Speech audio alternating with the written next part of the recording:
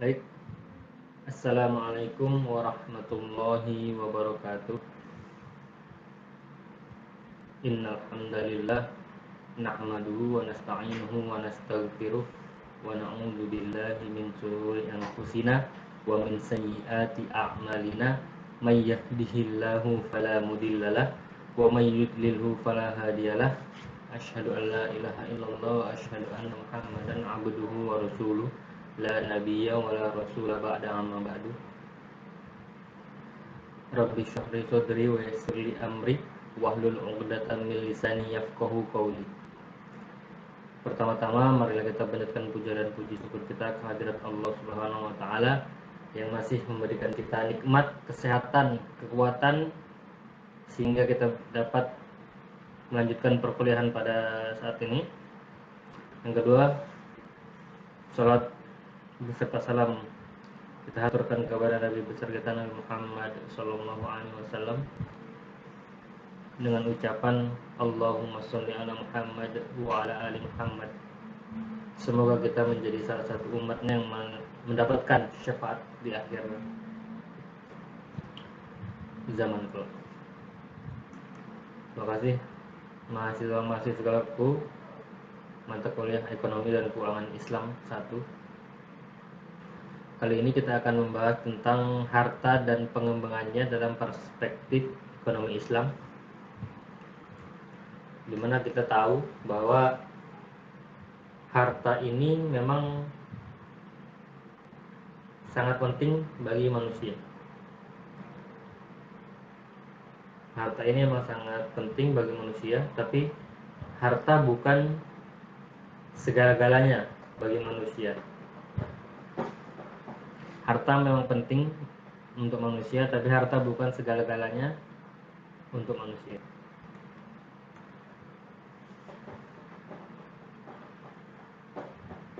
Harta adalah sesuatu yang penting bagi manusia, dan harta pula memang mutlak diperlukan oleh manusia, karena dengan harta manusia dapat dihormati, dengan harta pula manusia bisa memberi makan anak dan istri, dan dengan harta pula manusia dapat membeli apa saja yang dia butuhkan dan dia inginkan. Jadi kalau di sini kita memang Islam memang menyuruh untuk kaya di sini. Islam menyuruh kita untuk kaya dan menyuruh untuk mengeluarkan apa yang kita dapatkan dari kekayaan tersebut. Contohnya sedekah, infak, dan lain sebagainya. Jadi ada yang menarik di sini. Kalau kita sesama Muslim, rukun Islam itu ternyata memang secara tidak langsung, secara tidak sadar kita harus memerlukan harta di situ. Yang pertama syahadat, sebab syahadat kita singkirkan dahulu. Yang kedua sholat. Sholat kalau tidak ada harta bagaimana? Tidak ada baju, tidak ada sarung, sajadah dan sebagainya, tidak bisa menutup aurat. Puasa harus mempunyai harta, bagaimana buka, bagaimana sahur. Zakat otomatis yang dikeluarkan adalah harta. Haji otomatis menggunakan harta. Sedangkan syahadat menggunakan harta atau tidak? Kalau ada teman antum yang mualaf, dia masuk Islam, otomatis dia pakai harta. Apa itu? Matre. Matre 6.000 itulah hartanya untuk syahadat. Jadi kalau secara tidak langsung kita rukun Islam itu memang semuanya menggunakan harta. Tapi apakah harta adalah segalanya? Tidak. Karena harta itu tidak dapat bisa membeli kebahagiaan dan keimanan seseorang.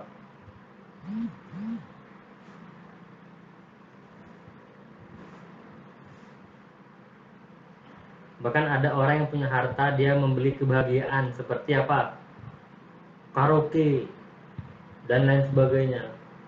Itu tidak kebahagiaan yang hakiki. Dia punya harta, dia memberi kebahagiaan. Apa memberi kebahagiaannya? Ikut konser. Apakah itu kebahagiaan yang hakiki? Tidak.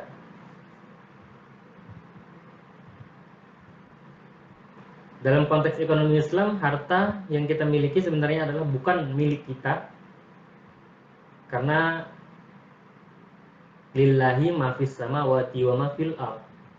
Karena semua adalah milik Allah. Kita hanya sekedar dititipi belaka.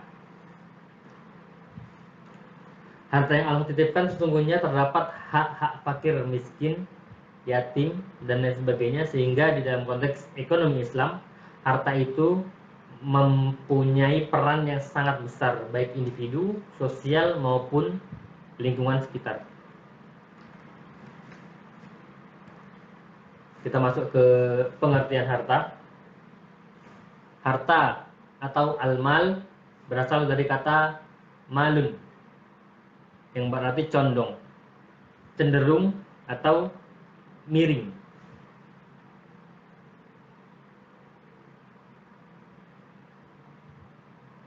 Sehingga makanya banyak orang sekarang membangun mall itu dari kata mal. Semua orang condong ke mall, shopping ke mall, semua ke mall, karena orang sudah memang cenderung, dia sudah melenceng, miring kepada harta tersebut. Jadi semua itu karena harta, jadi orang lebih mencintai harta. Bahkan ada yang bahkan menuhankan harta pun ada.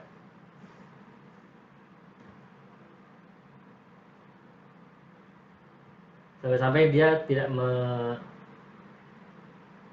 menghiraukan, dia menghiraukan bagaimana cara mendapat harta, menghiraukan syariat Islam, tuntunan Nabi Muhammad SAW untuk mencari harta tersebut.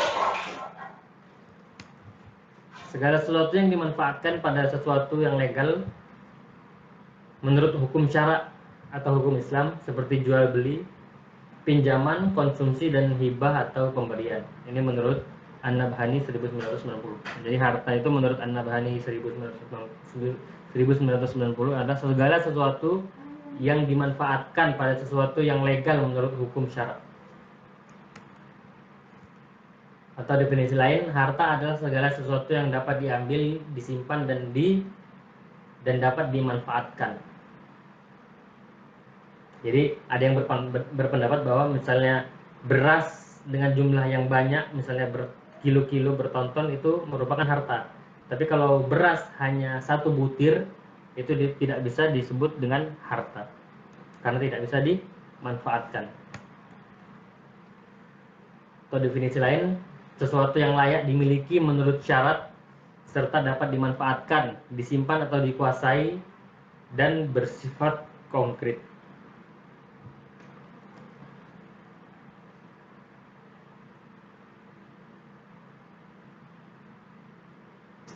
Ini tangan kanan ya, kalau misalnya mirror.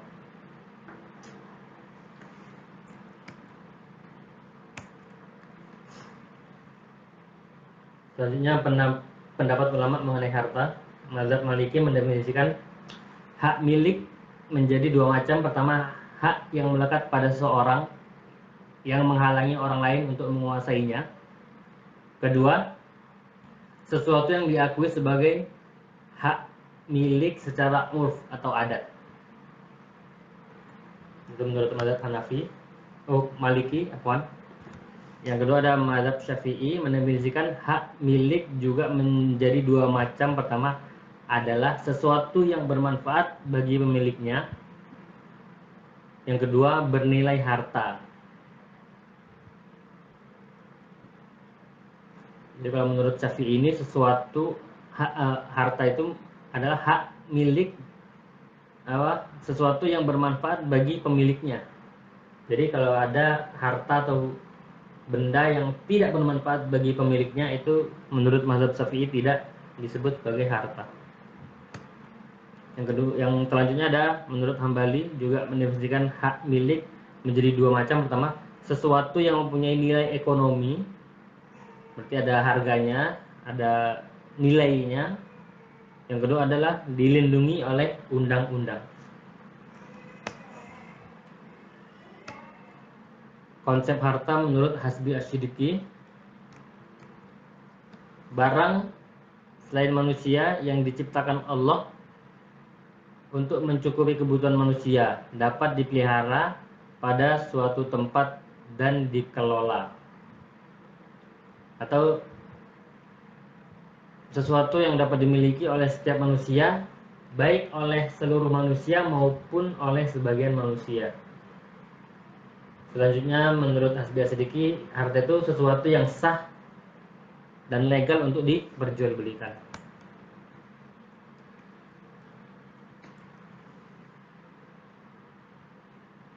Menurutnya sesuatu yang dapat dimiliki dan mempunyai nilai ya, atau harga atau saman seperti sebiji beras tidak dapat dimiliki. Sebiji beras dapat dimiliki oleh manusia, dapat diambil kegunaannya dan dapat disimpan, tapi sebiji menurut uruf tidak bernilai berharga karena sebiji beras tidak termasuk harta, seperti yang saya jelaskan di awal tadi.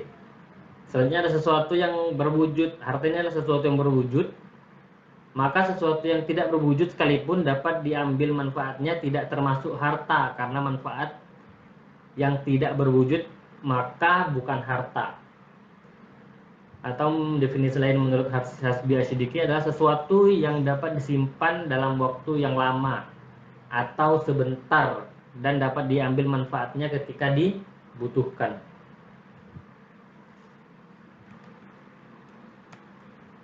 Kedudukan harta dalam Al-Quran. Harta sebagai fitnah atau amanat ini tertera dalam Al-Quran surat At-Taghabun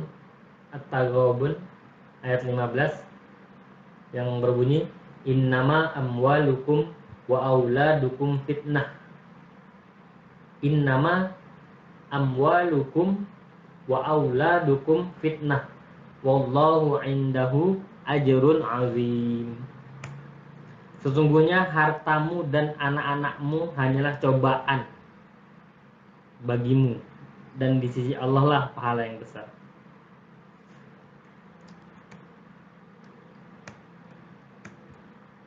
Kedudukan harta dalam Quran yang lain disebutkan harta sebagai perhiasan hidup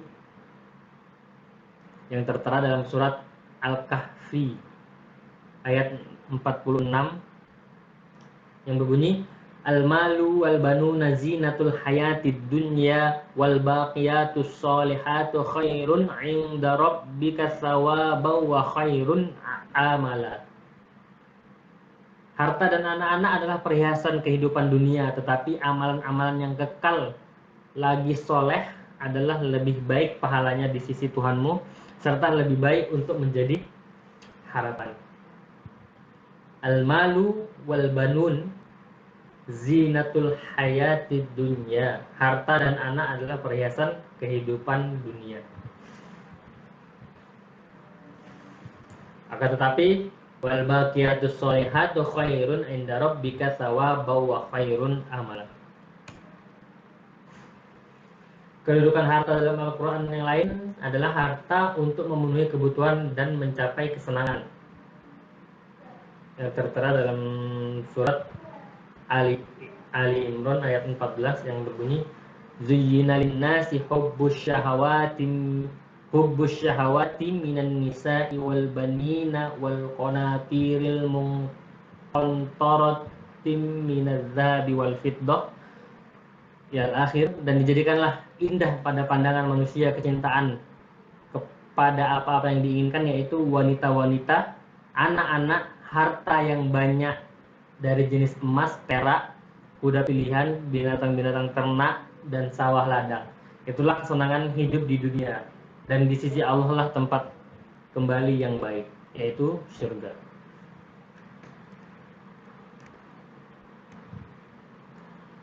Larangan memakan harta sesama manusia. Jadi kedudukan harta di dalam Quran itu banyak ya. Ada sebagai fitnah, ada sebagai kesenangan, ada sebagai untuk memenuhi kebutuhan hidup, perhiasan hidup. Ini larangan memakan harta sesama manusia yang tertera dalam surat Al-Baqarah ayat 188 yang berbunyi wala ta'kulu amwalakum bainakum bil batil wa tudlu biha ilal hukami litakulu fariqam min amwalin nasi bil ismi wa antum ta'lamun.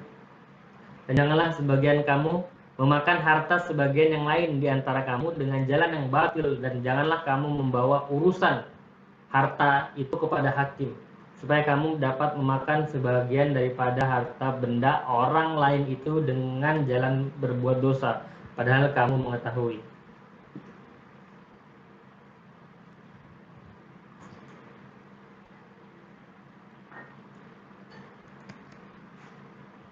Selanjutnya ada larangan memakan harta dengan penipuan. Ini yang tertera dalam surat Al-An'am ayat 152.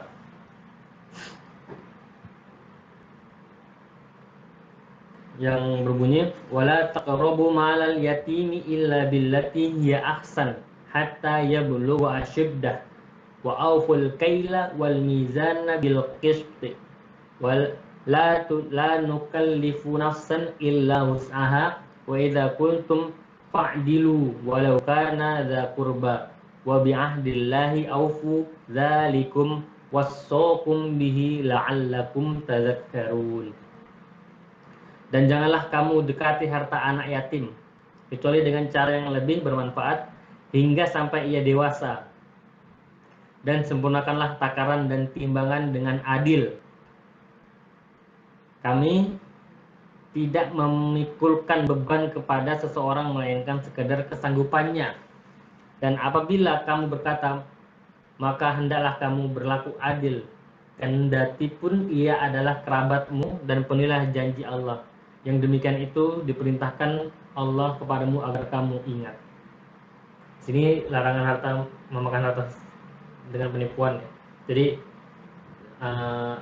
seperti timbangan yang tidak disetel timbangannya agar lebih berat seperti itu dilarang.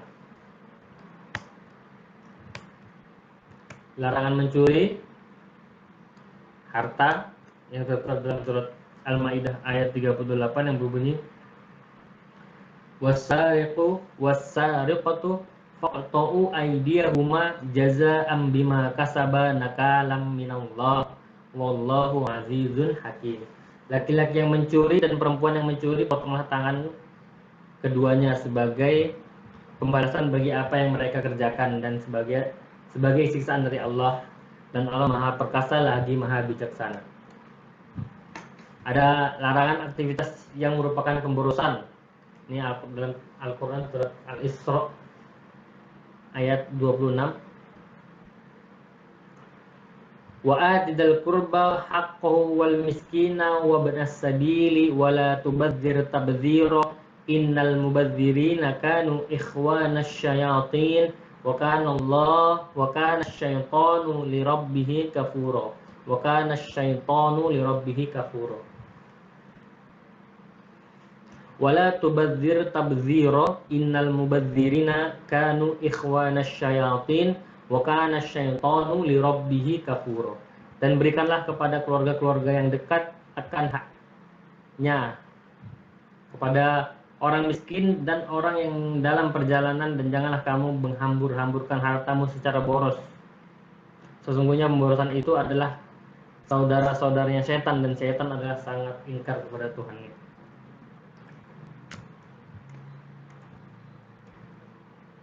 Ini ada larangan mencampurkan halal dan haram seperti dalam surat Al-Fajr ayat 19. Wa ta'kuluna turasa aklal lamma. Wa ta'kuluna turasa aklal lamma. Dan kamu makan harta pusaka dengan cara mencampur barukan yang halal dan yang batil. Larangan mencintai harta berlebihan dalam surat Al-Fajr juga ayat 20. Wa tuhibbunal mala hubban jamma. Dan kamu mencintai harta benda dengan kecintaan yang berlebihan.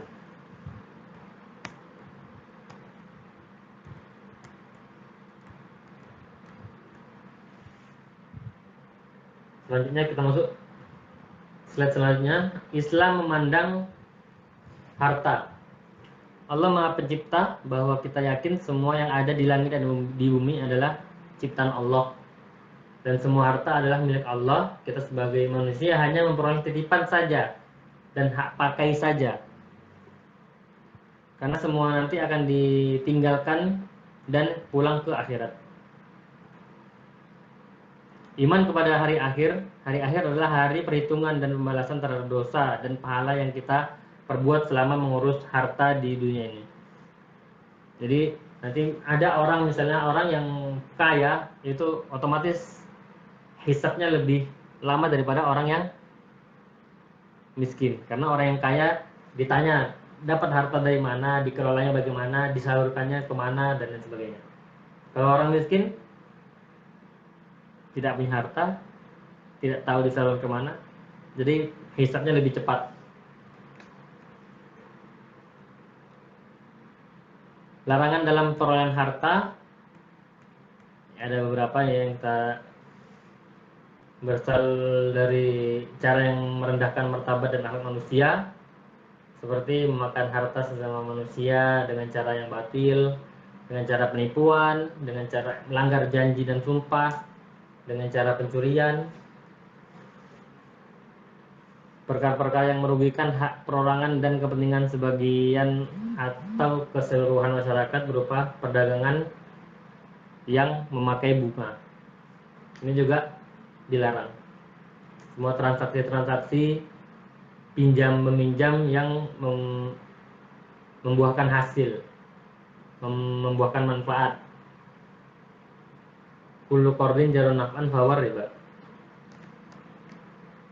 Penimbunan harta dengan jalan kikir, serta orang-orang yang menimbun harta dengan maksud untuk menaikkan harga sehingga memperoleh keuntungan yang berlipat ganda, ini juga dilarang.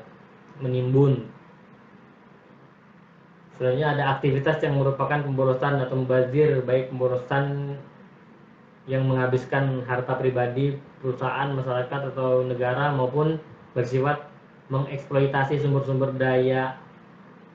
alam secara berlebihan dan tidak memperhatikan kelestarian lingkungan. Ini juga dilarang.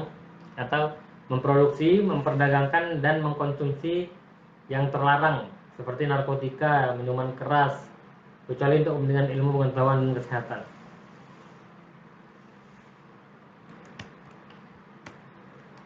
Kriteria harta itu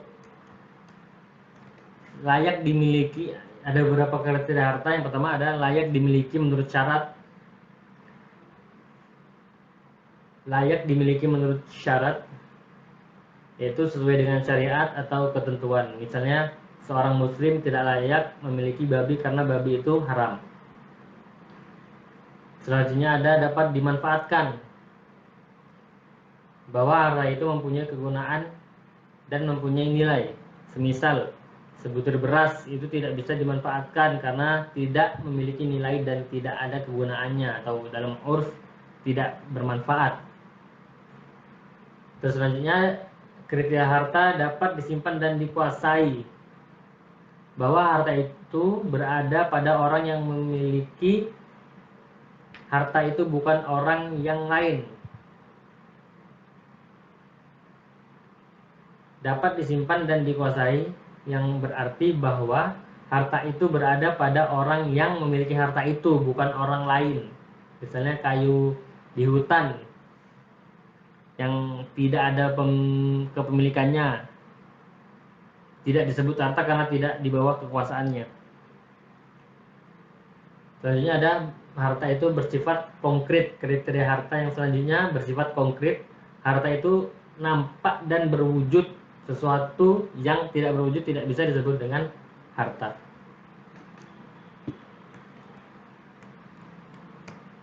Fungsi harta berfungsi untuk menyempurnakan pelaksanaan ibadah. Itu yang jelas pertama ya. Sebab untuk ibadahlah memerlukan harta. Misal kain untuk menutup aurat, bekal untuk melaksanakan ibadah haji, berzakat, sedekah, hibah dan lain sebagainya. untuk meningkatkan keimanan dan ketakwaan kepada Allah Subhanahu wa taala. Selanjutnya untuk meneruskan kehidupan. Selanjutnya untuk menyelaraskan atau menyeimbangkan antara kehidupan dunia dan akhirat. Untuk mengembangkan dan memperoleh ilmu, karena menurut ilmu tanpa harta akan terasa sulit. Selanjutnya untuk memutarkan atau mentasarufkan peranan-peranan kehidupan, yakni adanya orang kaya dan orang miskin, sehingga antara pihak saling membutuhkan, Karena itulah tersusunlah masyarakat harmonis dan berkecukupan. Jadi kalau di dalam Islam itu aslinya kaya miskin tetap ada, tetapi kesenjangannya tidak terlalu jauh. Semua, karena orang kaya pun diwajibkan untuk mengeluarkan zakatnya atau sedekahnya dan infaknya, orang miskin menerima atau mustahik. Jadi rata. Selanjutnya fungsi harta untuk menumbuhkan silaturahim, karena adanya perbedaan dan keperluan. Itu mungkin slide terakhir yang bisa saya sampaikan. Kurang lebihnya saya mohon maaf. Kepada Allah saya mohon ampun, dan saya undur diri. Assalamualaikum warahmatullahi wabarakatuh.